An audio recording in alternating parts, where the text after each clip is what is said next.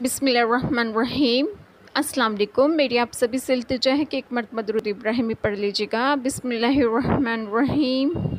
अल्लाहुम्मा सल्ली अला मुहम्मदिन व अला आलि मुहम्मदिन कमा सल्लैता अला इब्राहीम व अला आलि इब्राहीम इन्नका हमीदुम मजीद। अल्लाहुम्मा बारिक अला मुहम्मदिन व अला आलि मुहम्मदिन कमा बारकता अला इब्राहीम व अला आलि इब्राहीम इन्नका हमीदुम मजीद। बिस्मिल्लाहिर्रहमानिर्रहीम।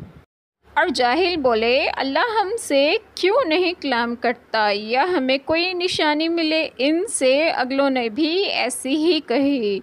इनकी सी बात, उनके दिल एक से हैं। बेशक हमने निशानियां खोल दी यकीन वालों के लिए। बेशक हमने तुम्हें हक़ के साथ भेजा, खुशखबरी देता और डर सुनाता। और तुमसे दोज़ख वालों का सवाल ना होगा और हरगिज़ तुमसे यहूद और नसारा राज़ी ना होंगे जब तक तुम इनके दीन की पैरवी ना करो।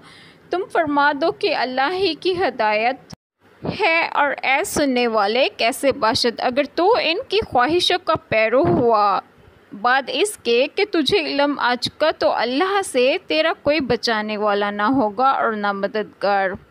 बिस्मिल्लाहिर्रहमानिर्रहीम। आज जो बात मैं आप लोगों से डिस्कस करूंगी वो ये है कि वो क्यों ईमान ना लाए। इसलिए कि आप सल्लल्लाहु अलैहि वसल्लम ने अपना फ़र्ज़ तबलीग का फ़र्ज़ पूरे तौर पर अदा फरमाया और ये नामुमकिन है क्योंकि वो बातिल पर हैं। वही काबिल इतना है और इसके सिवा हर एक राह बातिल और ज़लालत है।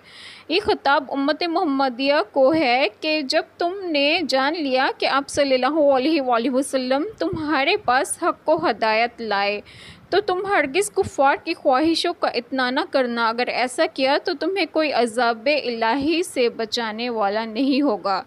अल्लाह तबारक व तआला हम सब के तमाम गुनाहों को माफ़ फरमाए और हम सिरात मुस्तकीम की राह पर गामज़न करें और आप सबको आपके घरों में खुश व खुर्रम रखें और सेहत व तंदुरुस्तगी भी दें।